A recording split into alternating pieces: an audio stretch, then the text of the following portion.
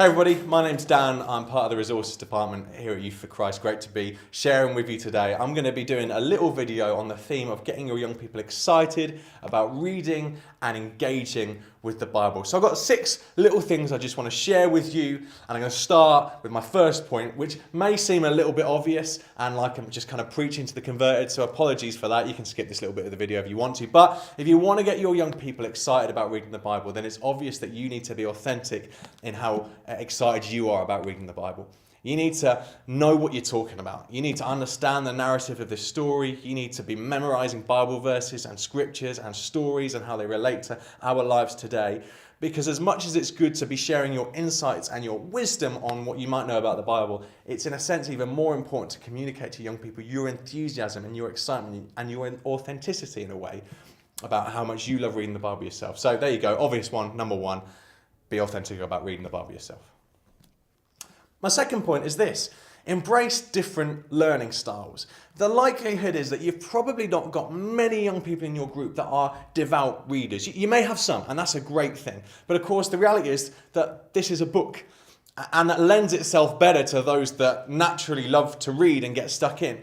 But that doesn't mean that this has got nothing to say to people that like to embrace things in other learning styles as well. And so a great challenge for you as youth leader is to find different ways that you can unpack the stories and questions and verses in this book. Some things that I love to do with my young people, because I've got a lot of young people that are very active, that are very like to be kind of moving around and not sitting still for too long. We do loads of acting out. We do loads of freeze frames of Bible stories. We do loads of trying to adapt Bible stories for a modern context. I've also got loads of young people that love to create and are brilliant at writing and at drawing. And so I love to do lots of comic book strips where I get young people to draw in 6 comic book style strips a particular Bible story and to animate it themselves and to colour it in themselves. You may have young people that love to talk, and that's a great thing, unless you're talking, but it's a great thing. So why not think about great questions and discussions to ask about this book? Essentially, open up a verse and think, what are 5 or 6 different ways I can unpack this verse for the different types of learning styles I've got in my group? Embrace those learning styles. Now, that's not to say don't have times where you just sit and read this together and preach scripture and read scripture, but just think about the different young people you've got. My third point is this: encourage a journey of discovery. There's a lot of young people that don't read this book because they don't recognise how it's relevant to their lives. And so a really exciting part of Bible engagement is encouraging that journey of understanding how important this is to their lives. And there's lovely little activities and ways in that you can do that. For example, here's a lovely little thing you may or may not have heard of before. The book of Proverbs has got 31 chapters in it. And of course, in any given month, 31 is the maximum numbers of days you can have in your month, and each one of those chapters has at least 12 verses in it. And what that means is that you have got a proverb that relates to your birthday. And what you do is you go to the book of Proverbs, and the chapter that you want to look for is the day of the month of your birthday. So for me, my birthday's the 29th of May, so I'd go to Proverbs chapter 29, and I'd go to verse 5, and it says, "If you flatter your friends, you set a trap for yourself." Good bit of wisdom from the book of Proverbs. And I love doing that with young people when I go and speak at events, because they really genuinely get excited about reading it. And it's just a little bit of fun, and some of the Proverbs will be more useful than others, but it opens up the point that this book has got something to say for you. Another thing that I sometimes do when I'm speaking one-to-one with young people or giving a talk is I'll just say, and a verse that really speaks to me is this particular verse, but I won't say what's in the verse. I'll just say the chapter and the verse and encourage young people to discover for themselves what that means. Recently, I did an activity with young people where the youth leaders got together and we prayed for every young person in our group, and we just felt God put a particular passage on our heart, and so we just wrote down the chapter and the verse without the text in it, and we gave it to young people and said, we feel that this is something that from the Bible that might really speak to you, so why not go away, spend a bit of time and read it. And we weren't sure what the engagement would be like on that, but every young person immediately picked up a Bible, found that verse, and for loads of them, God really spoke to them. So think about ways that you can encourage a journey of discovery to getting young people excited about reading this for themselves. Point number 4, always ask the question, what does this passage mean to me? A lot of young people don't read this book because they see it as being outdated, and as I said earlier, maybe don't understand how this can speak into their lives. But you know as well as I do that this book has things to speak on in terms of how to live a good life, how to get on with people, how to have good relationships, how to make wise decisions, things about money, things about the poor, things about the environment, the world. It has things to speak about in terms of terrorism and peace and anxiety. All of the issues that young people and old people like us struggle with today are in this book.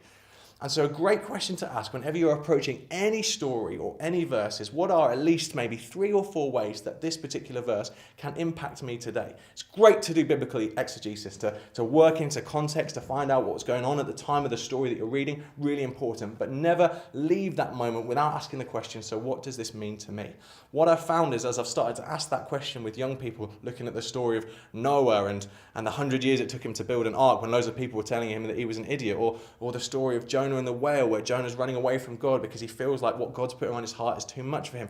When I ask the questions, okay, so what might that mean for you in your context today, at school, with your exams, with some of the stuff that you're struggling with, where you're doing something and lots of your mates are doing things a different way?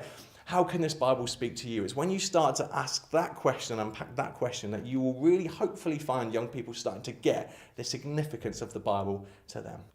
Point number 5 is put a plan in place which allows you to walk through this Bible at the same time as your young people. What is the passage that you're looking at this weekend in your next Bible study group or Sunday school or Friday night drop-in? What are you looking at? Is there any way that you can contact your young people and say, this is the passage that we're looking at this weekend. I'm going to read it. I encourage you to read it as well.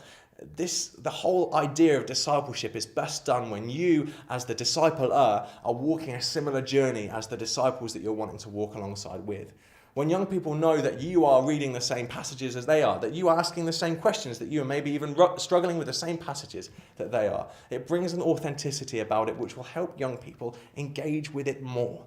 So I really want to encourage you. I don't know how that will look for you. I don't know how you contact with your young people. I don't even know how the dynamics of your youth group works. But if you look at trying to put a plan in place that allows you to walk through this book in the same pattern as your young people are, asking the same questions, going through the same issues, I reckon that will do something for improving general Bible engagement. Get them to ask you questions about what you've been reading as well. It's about authenticity.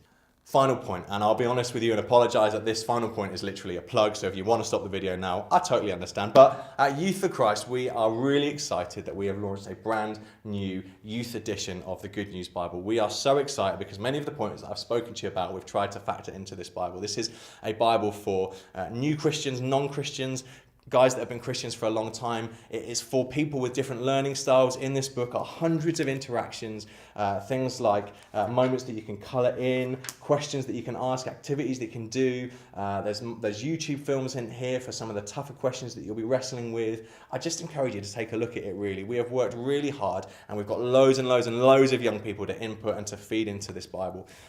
We'd love you to think about getting some for your young people because we believe that this can do amazing things in helping your young people get more excited about reading the Bible. So look, that was a plug, but the other 5 points I hope at least will be helpful to you.